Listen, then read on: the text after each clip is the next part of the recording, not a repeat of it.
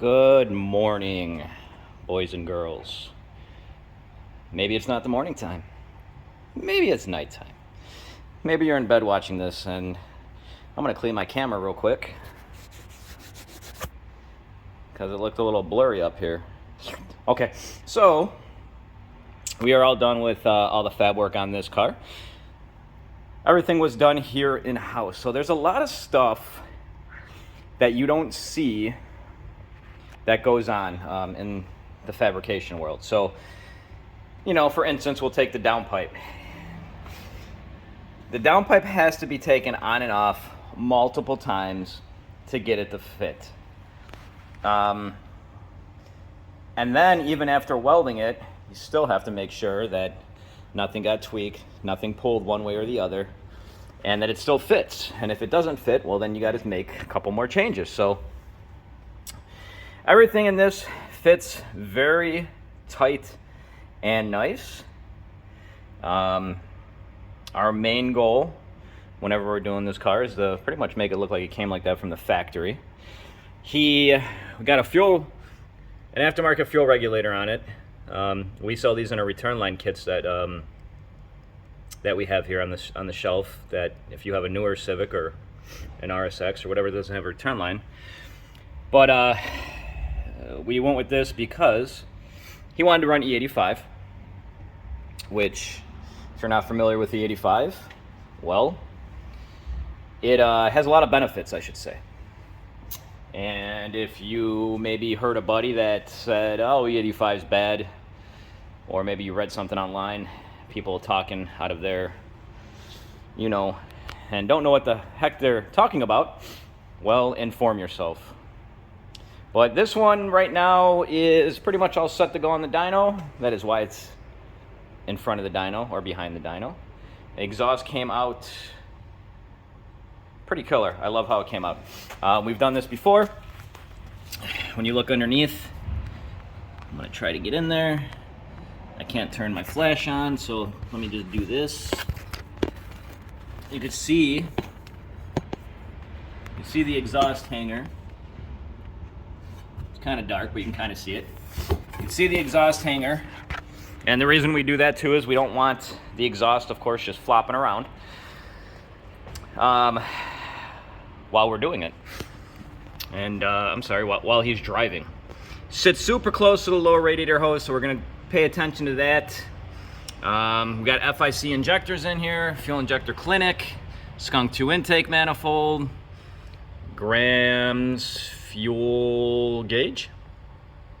And forgive me here, I'm still a little bit early in the morning here for me. It is the weekend. And we have the E85 here. Some people refer to it as garbage juice because that's what it smells like. So I'm gonna get this car up in the air. I'm gonna drain the tank, put the E85 in, and I will be back with maybe a little bit more energy. Hopefully you guys are enjoying these.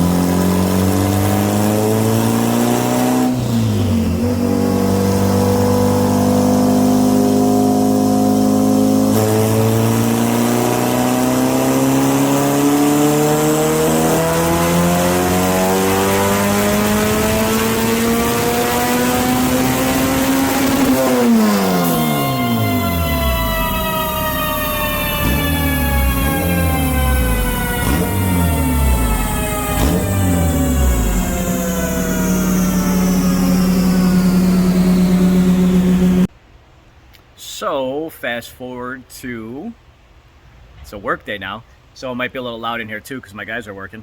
Customer wanted more power. We were making 309 on wastegate, which was right around, I think it was right around 7 pounds.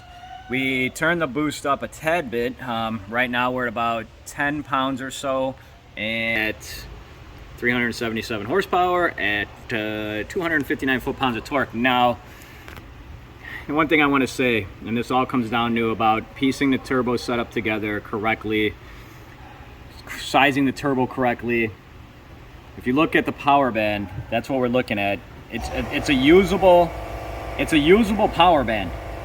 So right when VTEC kicks in, you're over 200 horsepower. I'm sorry, 198. Trying to get it right there, 196. And you can see at 5,500, the top line is going to be horsepower. You're already at 257. And I mean, it goes on and on. So what I'm trying to say is, and that compressor hopefully is not too loud in the background, we see some guy, there you go, sorry, not used to the phone being able to switch while I'm recording. We see some guys with massive turbos for whatever reason, and you know, your power band is like at 6,000 RPMs and upward.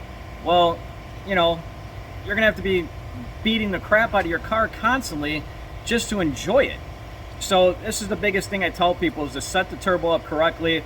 You know, I also see a lot of posts on the internet, you know, hey, what turbo is good for me? Well, unless somebody knows your whole setup, unless somebody knows what the goal is for the car, it's not just snapping your fingers and picking one out. That's also why our turbo kits too are built to order, and they're not, you know, really universal. So that's pretty much about it. I'm gonna try to get one pull in here, get it on video after, you know, I got another pull that you guys saw, but pretty much done here. So if you guys got questions, comments, concerns, you're interested in our budget turbo kit, want more info, comment down below or shoot us an email, rcautoworks@gmail.com. Thank you.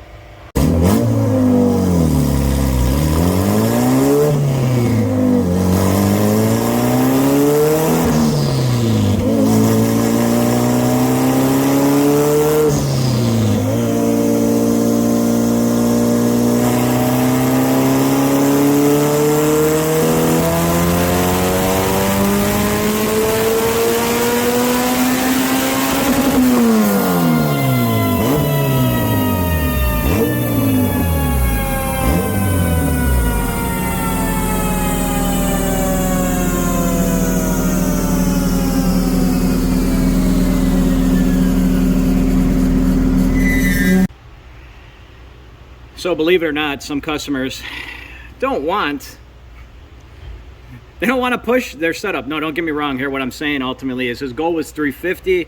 We made 377. We backed it down a little bit. He's at 351. So right at his goal. And as I stabilize my phone, what I was trying to say is, this is a daily driven car. He wants it to last.